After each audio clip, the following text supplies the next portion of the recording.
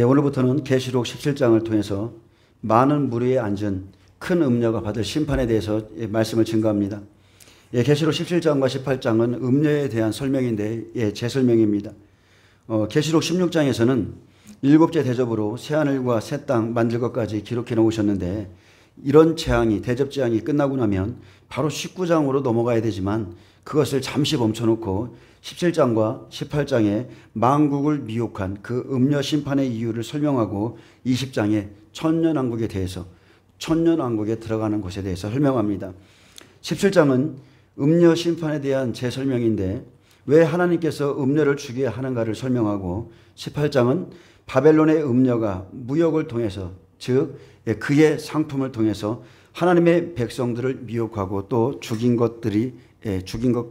사실까지 기록되어 있습니다. 너의 상인들은 땅의 왕족들이라. 내 복술로 말미암아 만국이 미혹되었도다. 선지자들과 성도들과 및 땅 위에서 죽임을 당한 모든 자의 피가 그 성 중에서 발견되었느니라 하니라. 이 두 가지 큰 죄가 있죠. 19장은 하나님의 증인 백배들 그리고 하나님의 전사들이 전 3년 반 동안의 무역을 심판하고 또 후 3년 반의 대접을 소돔으로 심판을 당한 것과 유브라데 전장에서 죽은 것들을 기록하고 있습니다. 19장은 증인들 그리고 천사들의 사역을 설명하는데 10장과 11장의 내용을 더 자세하게 설명한 거고요. 20장에 보면 일곱째 대접 재앙 후에는 곧바로 천국으로 가는 것이 아니라 우리는 천년왕국에 들어간다는 겁니다. 그래서 천년왕국에 들어간 자들에 대해 설명하죠. 내가 보니 예수를 증언함과 하나님의 말씀 때문에 목배임을 당한 자들과 짐승과 그의 우상에게 경배하지 아니한 자들이 살아서 그리스도와 더불어 1000년 동안 왕노릇하니 그 나머지 죽은 자들은 그 1000년이 차기까지 살지 못하더라. 이는 첫째 부활이니 이 첫째 부활에 참여하는 자들은 복이 있고 거룩하도다. 로마서 16장에는요. 평강의 하나님께서 속히 사탄을 너희 발 아래에서 상하게 하시리라 이렇게 약속하셨습니다. 근데 실제 계시록 20장에 보면 천사가 하늘로부터 무저갱의 열쇠와 쇠사슬을 가지고 내려와서 사탄을 잡아서 1000년 동안 결박해 다시는 만국을 미혹하지 못하게 무저갱에 던져넣어 잠그고 그 위에 임봉해 놓죠. 근데 이 무저갱에 나온 사탄은요, 계시록 9장 1장에서 나왔던 그 사탄이에요. 근데 예수를 증언함과 하나님의 말씀 때문에 목배임을 당한 자들과 짐승과 그의 우상에게 경배하지 아니한 이 사람들 백배들입니다. 이 백배들이 첫째 부활에 참여해서 사탄을 발 아래 밟고 1000년 동안 그리스도와 더불어 왕노릇합니다. 아멘. 그래서 우리는 믿음의 결국을 바라봐야 돼요. 우리 믿음의 끝이 도대체 어디인가, 우리의 푯대가 무엇인가, 이것을 바라보고 살아야 됩니다. 하나님께서 이렇게 미리 대접 재앙의 심판까지 보이신 것은 자기 자신을 바라보고 살도록 하기 위함입니다. 너의 모습을 보라는 거예요. 너는 내가 이 대접 재앙까지, 그리고 새하늘 새 땅까지, 그리고 위로부터 내려오는 예루살렘의 모습까지 다 보여줬는데 너는 정말로 이 영원한 나라를 소망하며 살고 있느냐? 이것을 우리에게 지금 말씀하고 있고요. 아니면 음녀처럼 살고 있느냐? 너의 믿음은 이 마지막 때 작은 책을 먹고 얼마나 자랐으며 얼마만큼 새로워지고 있느냐? 혹여라도 세상과 벗이 되고자 하는 마음이 있다면 그것은 하나님과 원수되는 것이고, 음녀가 주는 상품, 음녀가 주는 그 물을 먹고자 한다면 그의 결말을 보고 돌이키라. 지금 돌이키라. 그것을 우리에게 말씀하고 있습니다. 우리는 이 시대에 특별히 꿈과 환상으로 간증하는 사람들을 많이 봅니다. 근데 간증이라는 것은요, 전과 후가 확실해야 돼요. 그 일로 인해서 그 사람의 인생이 어떻게 바뀌었는가, 이전과 이유가 어떻게 바뀌었는가 보여줘야 하고, 간증의 내용의 초점이 무엇인가에 대해서 우리가 볼 줄 알아야 됩니다. 분명하게 우리는요, 하나님 안에서 시작한 사람들이고 하나님 안에서 지체가 되었으며 우리의 출처는 근본은 하나님이십니다. 아멘. 그렇기 때문에 그리스도 안에 있는 자는 죽든지 살든지 먹든지 마시든지 다 하나님의 영광만을 드러내야 되죠. 우리의 입술엔 한 주간도 내 삶에 역사하신 하나님만을 자랑해야 됩니다. 우리의 입술에 그것이 하나님께 찬송이죠. 하나님을 자랑하는 것은 찬송입니다. 저는 항상 그런 생각을 합니다. 저는 여러분을 만난 것이 제 인생의 가장 큰 축복입니다.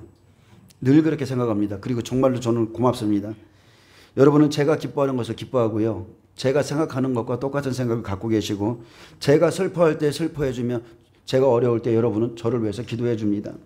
우리는 서로 하나님의 일하심과 하신 일을 드러내기를 원하는 사람들입니다. 낮은 자는 낮은 자대로, 부한 자는 부한 대로, 병든 자는 병든 대로, 가난한 자는 가난한 대로 하나님께서 지금 내 삶에 이렇게 역사하고 계시다. 우리는 그것을 입술로 고백하고 있습니다. 때로는 슬픕니다. 때로는 기쁘기도 하고 때로는 아프기도 하지만 하나님을 우리는 나눕니다. 그런데 죄송하지만 사역자들은 안 그래요. 오히려 마음이 굳어서 하나님이 하신 일을 드러내도 그것을 오히려 그것을 자랑으로 자랑하네, 이 정도로 받습니다. 하나님이 하신 일을 기뻐하기보다 시샘하고 듣고도 하나님을 높이지 않습니다. 한 지체, 한 교회에서 이렇게 하나님의 영광이 드러나서 이렇게 하셨다 그러면 기뻐해야 되는데 안 기뻐해요. 아, 그래? 우리 하나님은 역시 멋지죠. 이런 반응이 없다는 거예요.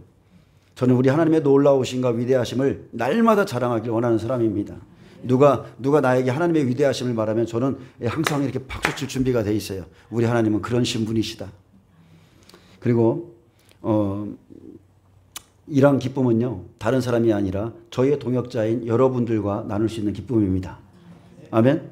마태복음 10장 48절에 예수님께서 누가 내 어머니이며 내 동생들이냐 말씀하시고 제자들을 가리켜서 나의 어머니와 동생들을 보라 했습니다. 누구든지 하늘에 계신 내 아버지의 뜻대로 하는 자가 내 형제요 자매요 어머니이라. 예수님은 하늘에 속한 가족의 개념에 대해서 말씀해 주셨습니다. 그렇다면 우는 자들과 함께 울고 웃는 자들과 함께 웃고, 그렇게 하는 것이 형제요 자매인 거예요. 그가 울 때는 모른 척하고 그가 가난할 때는 모른 척하며 돌보지도 않고 웃을 때 함께 기뻐하지 못한다면 절대로 영적인 형제와 자매가 될 수 없습니다. 아멘.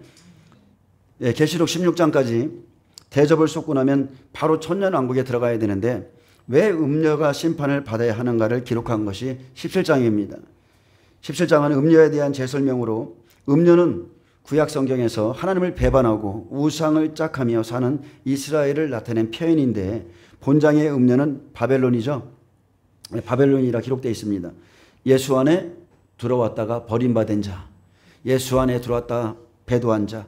그래서 음녀의 심판과 음녀가 심판을 받을 수밖에 없는 일들을 설명하므로 음녀에게 속거나 미혹당하지 말고 그와 더불어 음행하거나 짝하지 말라고, 그가 받을 재앙들을 함께 받지 말라 경고하고 계십니다.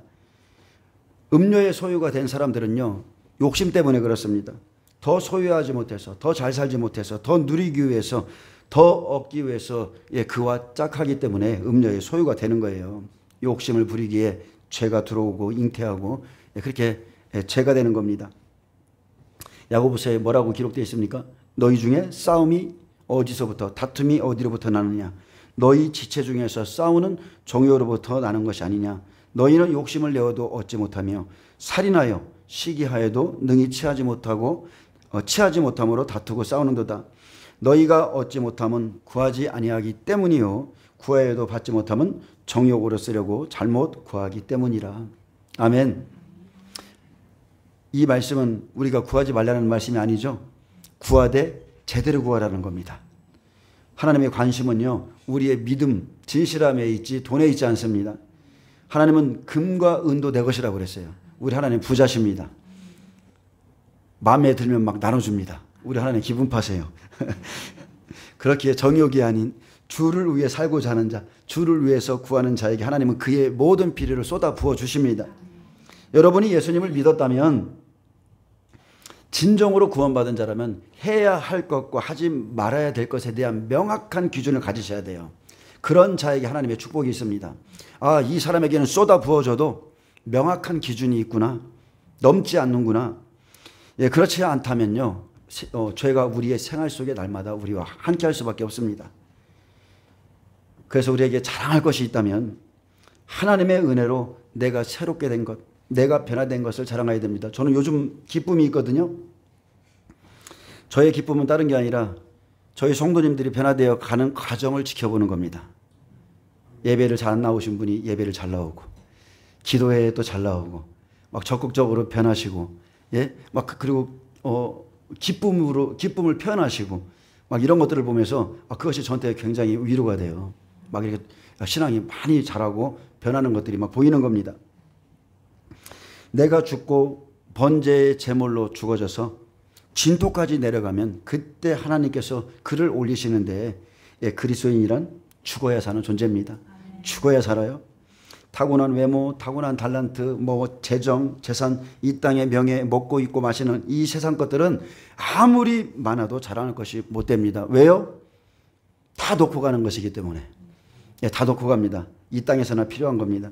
반면에 하나님을 알게 된 것, 하나님을 사랑하는 것, 명철해진 것, 하나님께서 하신 일을 자랑하고 그런 생활과 말을 증거해야 됩니다. 사람들은요, 무익한 것, 경건치 않은 말과 행동 때문에 심판을 받습니다. 여러분, 그냥 자기 믿음 안에서 족하게 사시기를 축복합니다.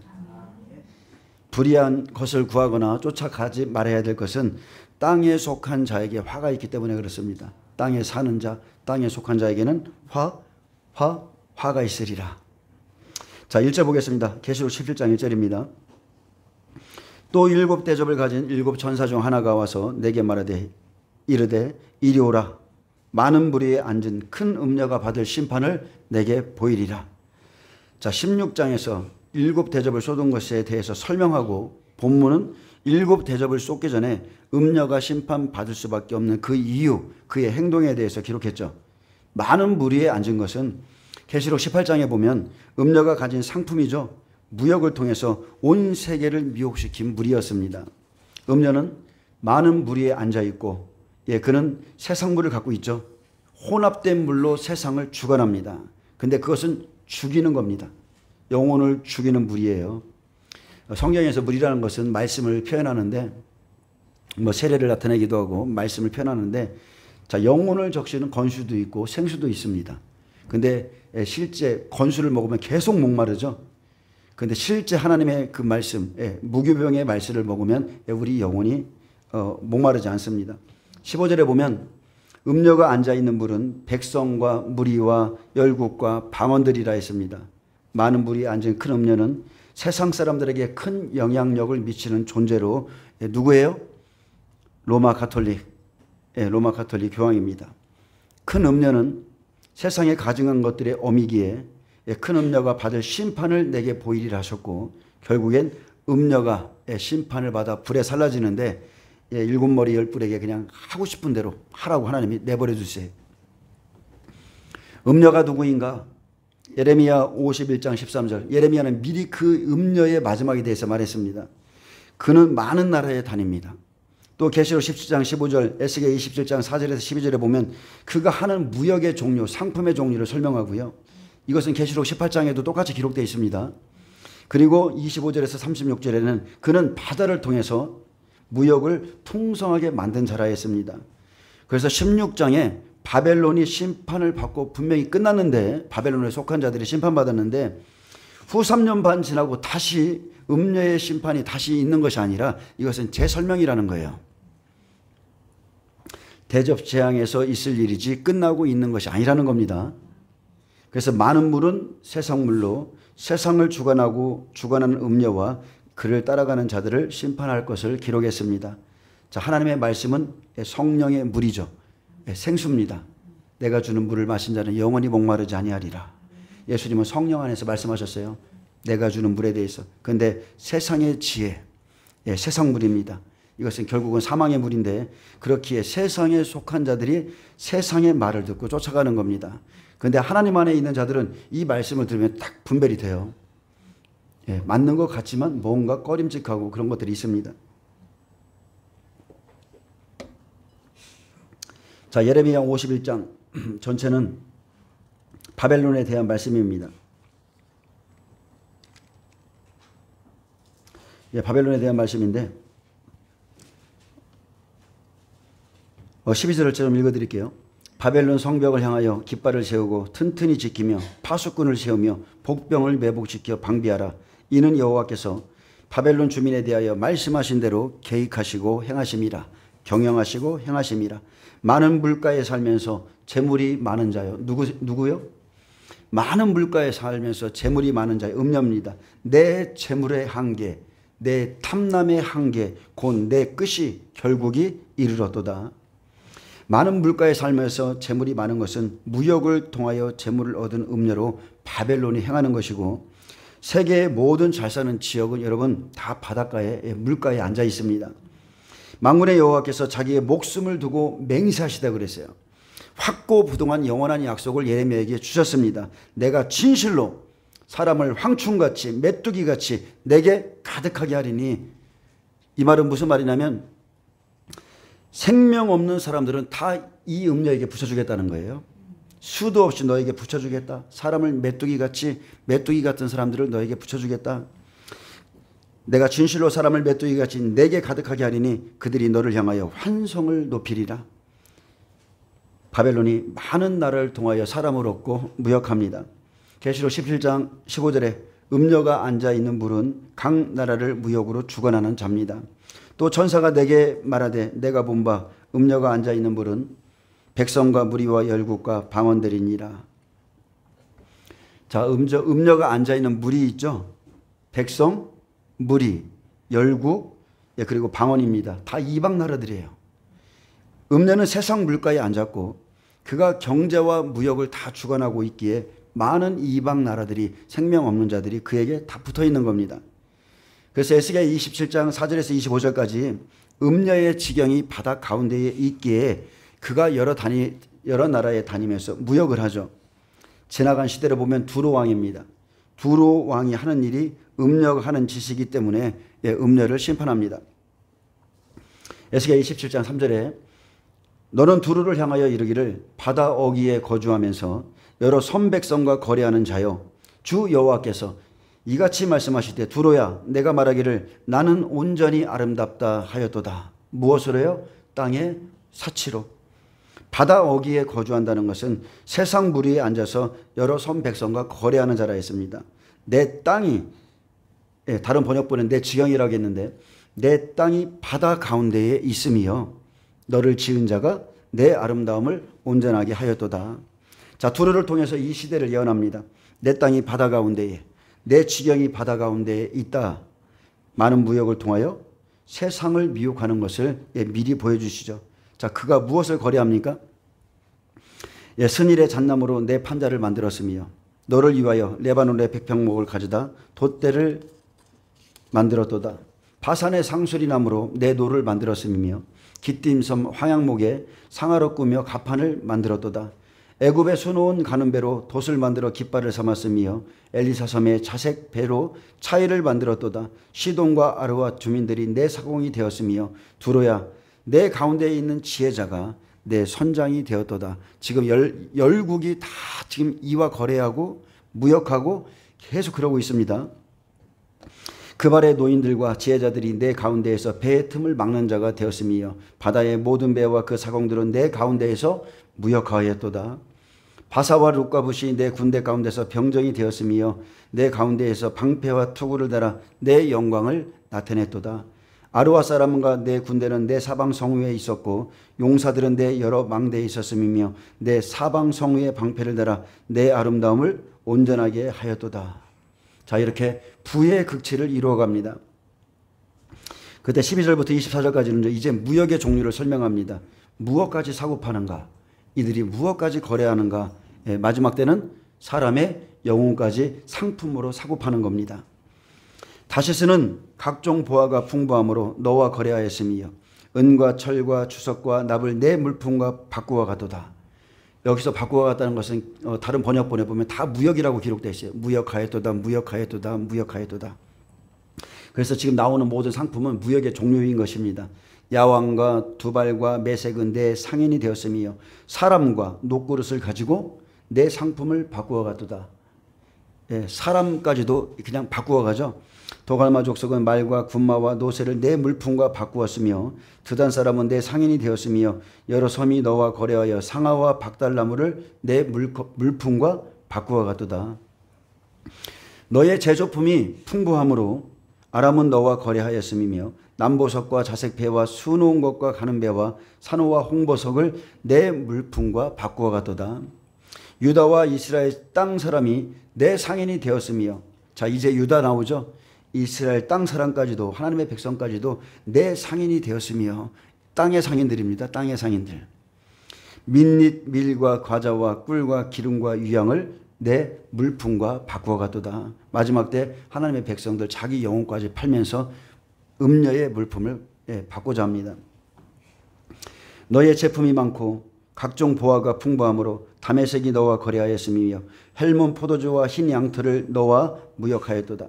워당과 야와는 길쌈하는 실로 내 물품을 거래하였으며 가공한 새와 계피와 대나무 제품이 내 상품 중에 있었도다. 드다는 내 상인이 되었으며 말을 탈 때 까는 천을 너와 거래하였도다. 아라비아와 게달의 모든 고관은 내 손아래 상인이 되어 어린 양과 순양과 염소들 그것으로 너와 거래하였도다. 아직도 끝나지 않았습니다.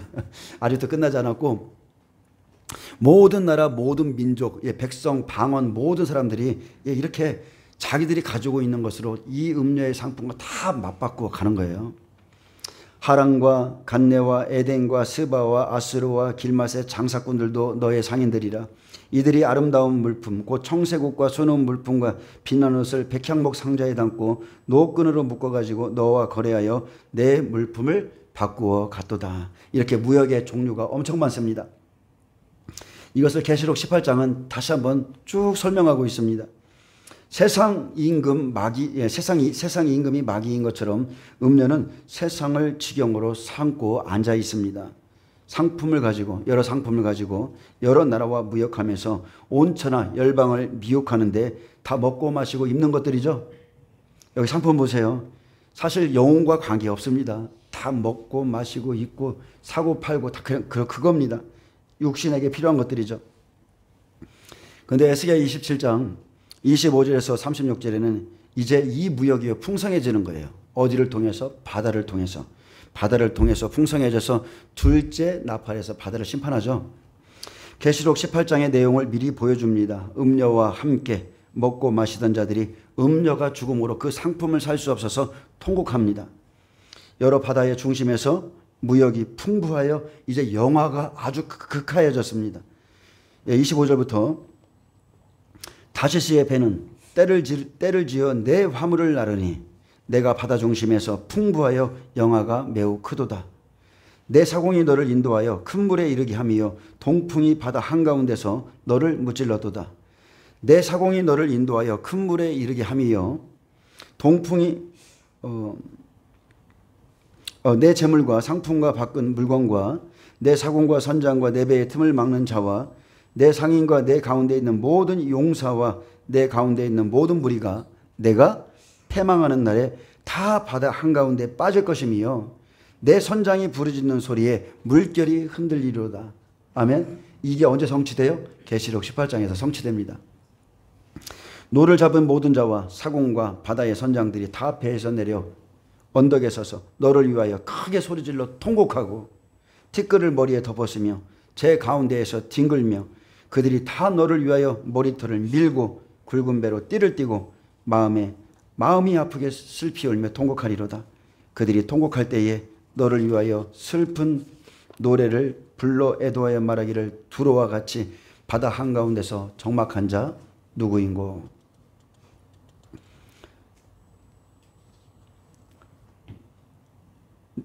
계속 읽겠습니다. 무역이 너무 많아서 읽는 것도 힘드네요. 내 물품을 바다로 실어낼 때에 내가 여러 백성을 풍족하게 하였으며 내 재물과 무역품이 많으므로 세상 왕들을 풍부하게 하였었다. 자, 이 말은요, 음녀가 가진 상품을 가지고 세상의 생명들을 잡아먹는 겁니다. 내가 바다 깊은 데에서 파손한 때에 내 무역품과 내 승객이 다 빠졌으며, 자, 음녀를 쫓아간 자는 반드시 멸망이에요. 함께 빠지는 겁니다. 섬의 주민들이 너로 말미암아 놀라고 왕들이 심히 두려워하여 얼굴에 근심이 가득하도다. 많은 민족의 상인들이 다 너를 비웃으며 내가 공포의 대상이 되고 내가 영원히 다시 잊지 못하리라 하셨느니라. 이렇듯이 큰 음녀는요, 세상에 가증한 것들의 어미입니다. 음녀가 받을 심판을 미리 보여주셨죠. 이리로라. 물 위에 앉은 큰 음녀가 받을 심판을 내게 보이리라. 자, 제가 계시록 18장을 좀 읽어드릴까요?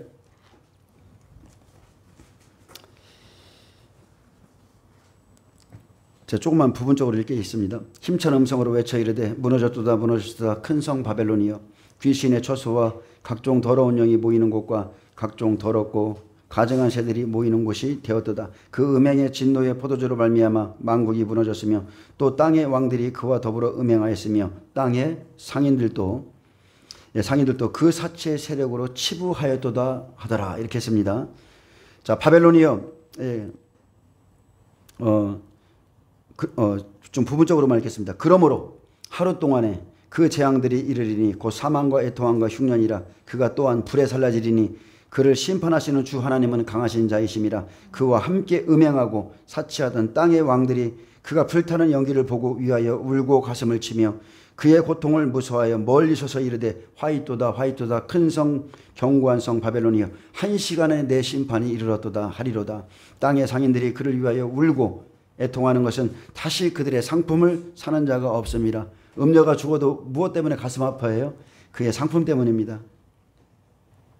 그 상품은 금과 은과 보석과 진주와 세마포와 자주옥관과 비단과 붉은 옷감이요 각종 향목과 각종 상한 그릇이요 값진 나무와 구리와 철과 대리석으로 만든 각종 그릇이요 계피와 향료와 향가 향유와 유황과 포도주와 감람류와 고한 밀가루와 밀이요 소와 양과 말과 소래와 종들과 사람의 영혼들이라. 마지막 때는 사람의 영혼들이 다 음녀의 상품입니다. 상품.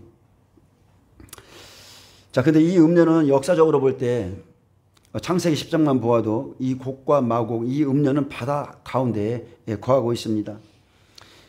바다 창세기 10장 1절에서 5절에 보면 바닷가의 땅에서 무역하는 자들이 나오죠. 노아의 아들 셈과 함과 야벳의 족보는 이러하니라. 홍수 후에 그들이 아들을 낳았으니 야벳은 이방인 구원의 예표입니다. 고멜과 마곡과 마대와 야한과 두발과 메섹과 디라스요. 고멜의 아들은 아스그나스와 리박과 도갈마요. 야완의 아들은 엘리사와 달시스와 기띵과 도다님이라. 이들로부터 여러 나라 백성으로 나뉘어서 각기 언어와 종족과 나라대로 바닷가의 땅에 머물렀더라. 이들이 다 무역하는 곳에 있었다는 겁니다.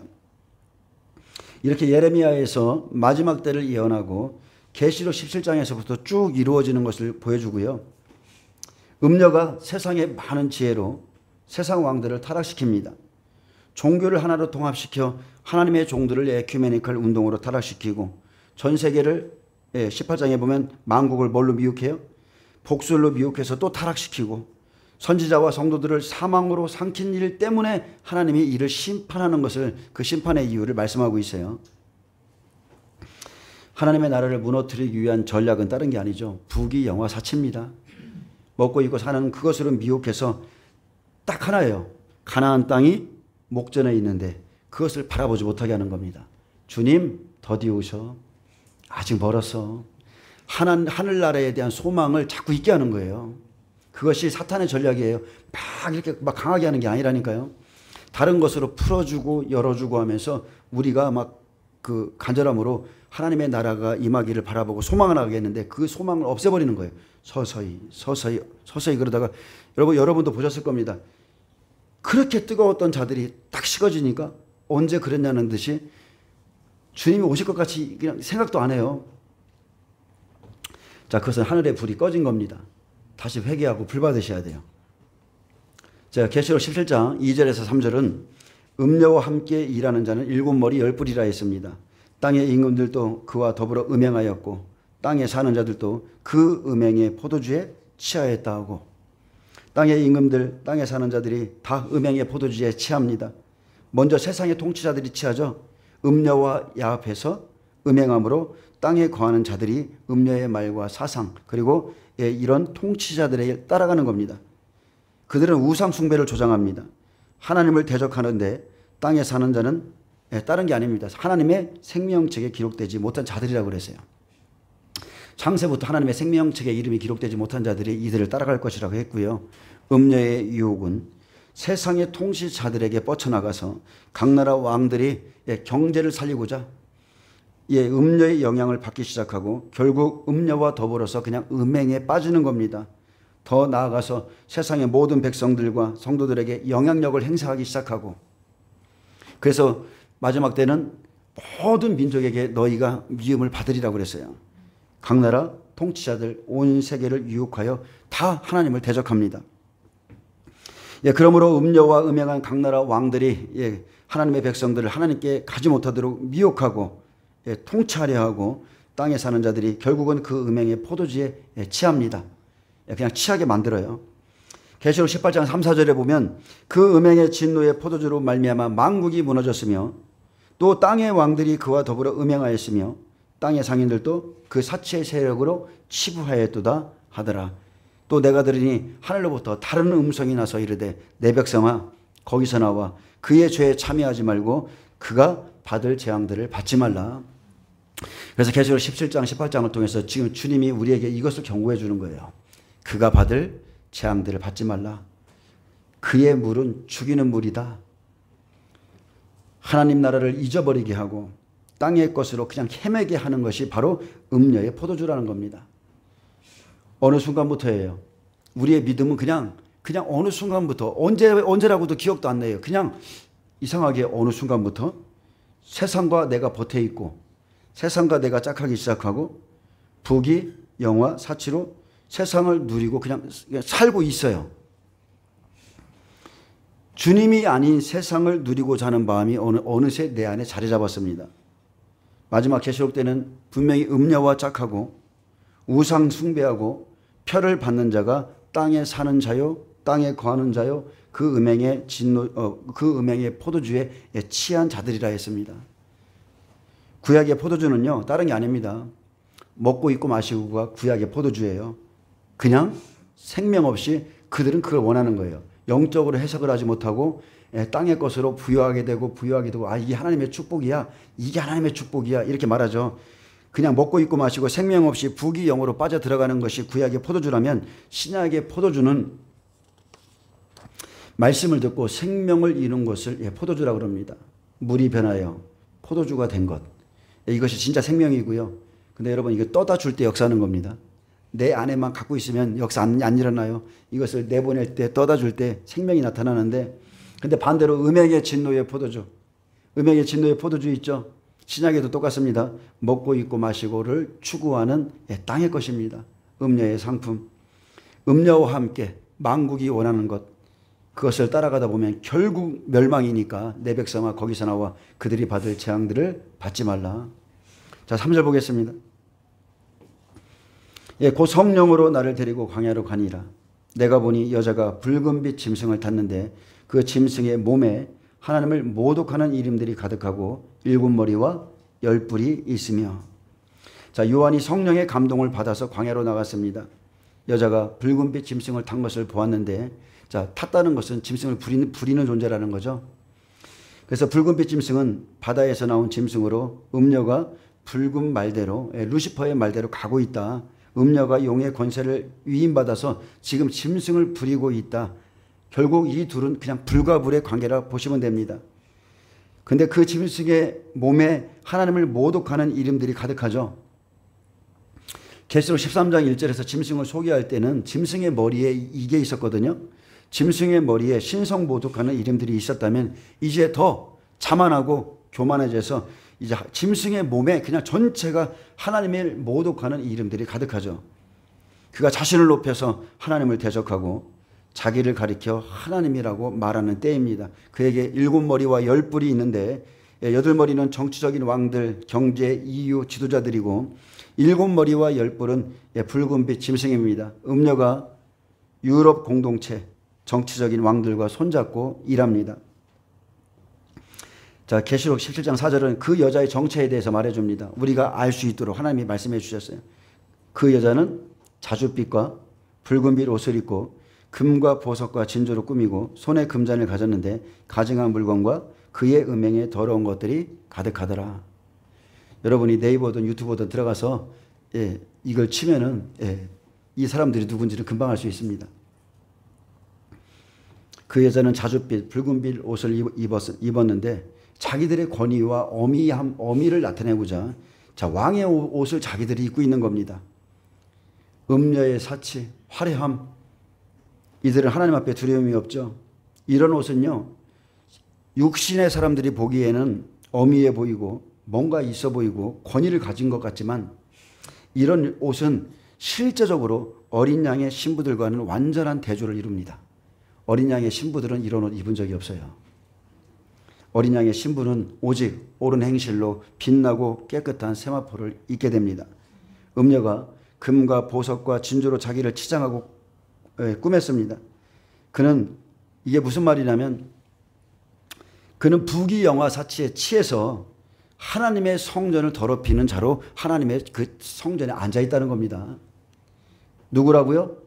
로마 가톨릭이고, 교황이에요. 그들이 그렇게 앉아 있습니다. 손에 금잔을 가졌는데 가증한 물건이라고 그랬어요. 이 손에 금잔을 가진 것은 원래 그들은 금그릇이라는 거예요. 하나님의 집에는 그릇들이 많죠. 금그릇, 은그릇, 뭐 질그릇, 나무그릇 있는데, 이들은 금그릇, 종들이라는 거예요. 종들. 변치 않는 믿음. 금그릇인데, 언약의 말씀을 가진 제사장 지파였는데, 금잔은 마음의 그릇이죠. 근데 음녀가 계획하고 생각하는 대로 이루어지기 때문에 결국은 어두워지고 온 세계가 취하게 하는 가증한 금잔이 되었다는 겁니다. 예레미야 51장 7절에도 바벨론은 여호와의 손에 잡혀 있어 온 세계가 취하게 하는 금잔이라 했습니다. 문민족이 그 포도주를 마심으로 미쳤도다. 그 포도주가 얼마나 진노의 음행의 포도주인지 그냥 미쳤다. 모든 열방이 음녀가 주는 그 포도주를 마심으로 미쳤다는 겁니다. 음녀의 금잔이 온 세상을 취하게 만들고 미치게 만듭니다. 계시록 18장 3절에 음행의 진노의 포도주, 이것은 들포도죠. 들포도주입니다. 결국 종들이요, 부귀영화 사치로 미쳐서 하나님의 옷을 입지 않고 땅의 것으로 다 떨어졌다는 말입니다. 예수님이 뭐라 하겠어요? 바리새인 서기관들에 대해서 말하면서 그들은 흰 옷을 입고 높은 자리에서 문안받기를 좋아하고, 똑같은 겁니다. 음행의 포도주는 자기 생활의 윤택감 때문에 빠지는 겁니다. 종들이요, 가난할 때는 신실합니다. 저는 제 자신을 빗대어서 말하는 거예요. 아무것도 없을 때는 오직 말씀 기도밖에 없어요. 아무것도 없을 때. 무언가 하나님이 조금 주시면 나도 모르게 빠집니다. 종들이 잘 먹고 잘 사는 것 때문에 타락하죠. 높아진 것 때문에 타락하죠. 그리고 타락한 그가 온 세상을 취하게 만드는 금잔이 되는 겁니다. 타락한 종들. 그런데도 사람들은 어떻게 해요? 그 금잔이 여전히 깨끗한 금잔인 줄 알고 그냥 따라가는 거예요. 이미 변질됐는데 하나님이 보시기에는 예전과 같지 않고 가증한 것이 어미가 됐는데 사람들은 그냥 따라갑니다. 그의 음행에 더러운 것들이 가득한 것은 음녀의 마음 상태를 보여주는 거고, 이세벨의 교훈이 바로 음녀입니다. 교황은 남자죠. 근데 예수님의 신부처럼 여자로 앉아있기 때문에 음녀라고 그러는 거예요. 그가 그리스도인의 대리인처럼 앉아서 온 세계를 부귀영화 사체로 끌고 가고, 세상 왕들이 대통령이 되면 그의 앞에 가서 머리를 조아리고, 음녀가 계획하고 생각하는 것이 그들을 통해서, 통치자들을 통해서 이루어지는데 정말 그 안의 내용들은 가증하고 더럽기가 짝이 없습니다. 음녀는 비싼 옷과 각종 보석으로 치장했을 뿐만이 아니라 손에 금잔을 가지고 거룩한 하나님의 대리인처럼 앉아 있고요. 음녀가 들고 있는 금잔엔 가증한 물건과 음행의 더러운 것들이 들어있음을 이미 예레미야가 반영하고 있고, 그 음녀는 계시록 18장에 와서 완전히 멸망할 것이라 주님이 말씀했습니다. 온 세계가 취하고 마시는 자는 미치는 금잔입니다. 그 물을 마시는 것, 그 상품을 받는 자는 미칩니다. 가증한 물건은 우상 숭배와 관련되어 있고, 더러운 것은 악한 영이나 우상 숭배, 음행을 의미합니다. 이러한 것들이 들어있다는 사실은, 이 음녀가 하나님을 떠나서 짐승을 부리고 사탄을 숭배하는 존재임을 시사하죠. 제가 늘 말씀드렸어요. 바벨론의 모양, 건물을 한번 보세요. 뱀 독사의 머리를 그대로 따고 그 안에 강대상에는 양쪽에 눈 2개가 있죠. 그리고 가운데에는 이빨 2개가 있어요. 이빨 2개. 거기 딱 중앙에 서서 설교를 합니다. 예, 그게 바벨론의 지금 형상과 모양이에요. 자기들이 누구를 섬기고 있다고요? 예, 그들은 사탄을 섬기는 존재들입니다. 예, 유튜브에 들어가면 잘 나와 있어요. 그 사진 같은 거. 그 안에서 그렇게 미사를 드리고 금잔을 들고서 이 자줏빛 옷을 입고 그러고 있는 겁니다. 그래서 베드로 사도는요, 우리에게 겉사람이 중요한 것이 아니다. 이것은 잠시 있다 없어진다. 속사람을 꾸미라. 이렇게 우리에게 말했습니다. 베드로전 3장 1절에서 4절에 보면 아내들아 이와 같이 자기 남편에게 순종하라. 이는 혹 말씀을 순종하지 않는 자라도 말로 말미암지 않고 그 아내의 행실로 말미암아 구원을 받게 하려 함이니 너희의 두려워하며 정결한 행실을 봄이라. 아멘. 제가 며칠 전에 한번 이 부분에 대해서 이야기를 했죠.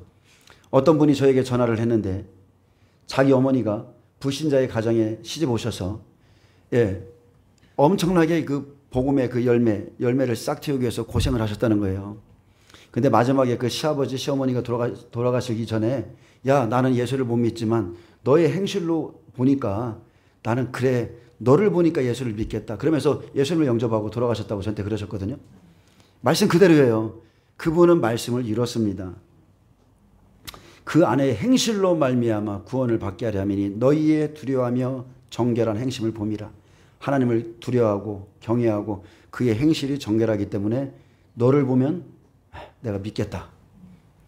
너희의 단장은 머리를 꾸미고 금을 차고 아름다운 옷을 입는 외모로 하지 말고 오직 마음에 숨은 사람을 온유하고 안정한 심령에 썩지 아니할 것으로 하라. 이는 하나님 앞에 값진 것이니라.